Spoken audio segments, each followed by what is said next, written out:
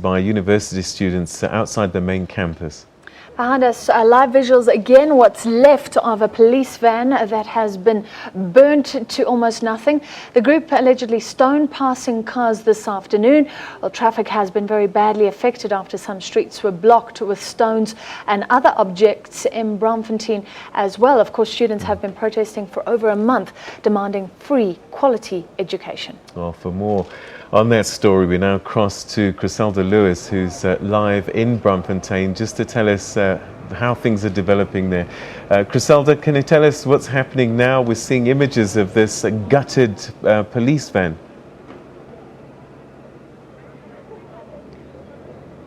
Well, that's right, Peter and Francis. Live visuals from the Braamfontein CBD, of course, where this vehicle, a police vehicle, was set on fire just a bit earlier on into this evening. And we just see a tweet now that's also coming from the city of Johannesburg's emergency services. You'll recall when I spoke to you a bit earlier on, we did say that the fire engine did drive past here. And we're seeing this tweet now from Robert Mulawutsi, who is the spokesperson for emergency services, saying that their fire engine was stoned while trying to extinguish the vehicle, and for safety reasons they had to withdraw from this area. That's a tweet that we're just monitoring at this point, so that's why this vehicle has essentially been left here at this point, and this is what remains of the police vehicle that was set on fire. A lot of more police have been brought into this area to try and bring the situation under control. Many of the protesting students that we saw much earlier on in this evening have really dispersed and ran into the different areas. No arrests have been made so far, but certainly we'll need to hear from police really what the situation is and how they plan to bring a sense of normality. If I could just tell you, Peter and Francis, the area just here behind me on the corner of Jorrison and Bertha Street has been closed off to traffic. And police are basically moving traffic from this area and redirecting it to the other roads around this area, perhaps those who are on their way home coming from work. But you can see also here a lot of people standing on the sidelines. You see some of the security personnel also moving, a lot of the bystanders here, as some of the students who also live in this area are also watching, in awe. Police are putting this police tape here, also preventing us, of course, from going much closer to this burning vehicle. So the situation much calmer than what we saw a little bit earlier on. But when the violence actually started, we understand is that the students had moved from inside the campus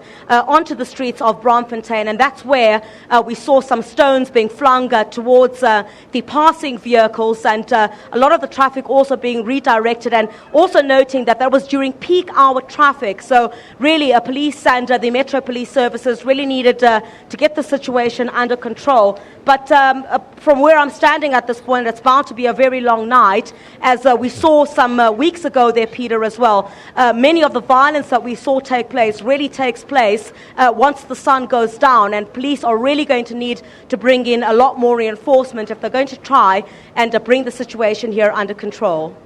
Chriselda, briefly, you've taken us to Braamfontein before. We've seen scenes of looting, and the question has always been, are these Wits students or are they intermingling with opportunists in the area? Did you see anything tonight to help you assess that question?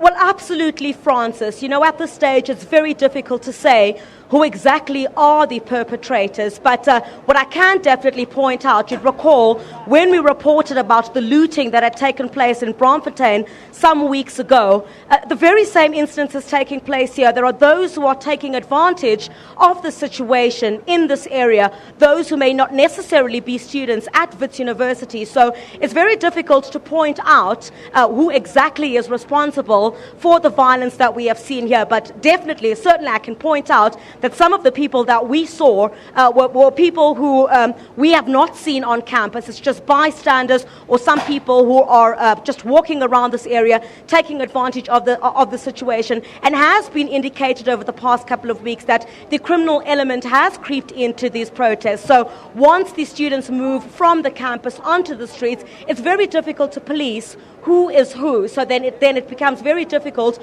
for the law enforcement agencies to take any action against anyone, because you aren't able to point out whether these are students or they're just bystanders or people taking advantage of the situation. Chriselda, this area was also where the SABC van got gutted just a week ago. I'm wondering, what is it about this area that makes it particularly vulnerable? Why are the students targeting this area?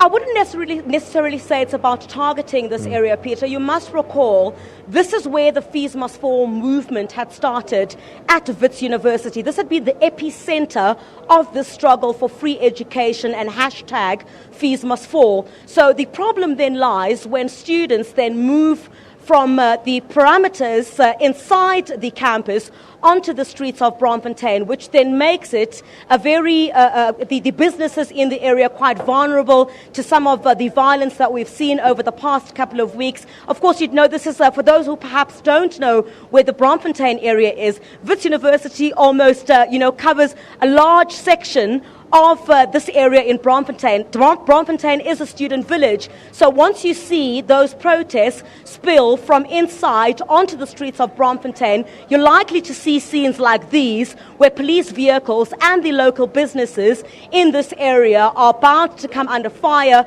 There's looting, of course, by those who are taking advantage of the situation. So students themselves and the student leaders have had a very difficult time trying to explain themselves, because they want to get their message clear, and how they believe they can do that. Over the past couple of weeks, we've seen a number of arrests of student leaders. So they would then march from the campus to the nearby Hillbrow police station or to the nearby Hillbrow Magistrates Court, where these student leaders would be appearing. So then that would spill onto the streets, and then the vulnerability of these businesses in this area and those who work in this area, and now this police vehicle that had been parked here, you sort of see those scenes creeping in to these Fees Must Fall and free education protests.